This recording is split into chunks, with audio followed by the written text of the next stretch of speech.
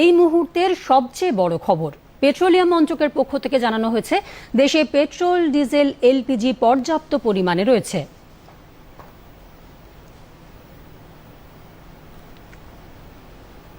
সরকারি পদক্ষেপে এলপিজি উৎপাদন 25% বৃদ্ধি করা হয়েছে।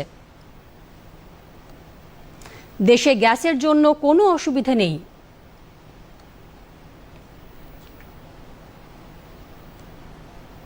মোট প্রয়োজনের 60% এলপিজি আমদানি করা হয়।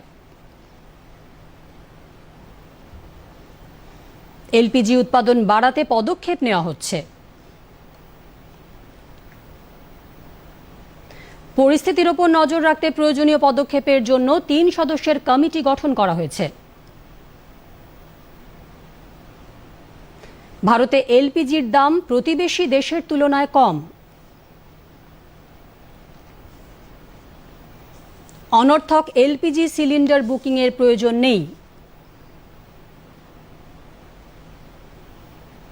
এলপিজি সিলিন্ডার সরবরাহ স্বাভাবিক।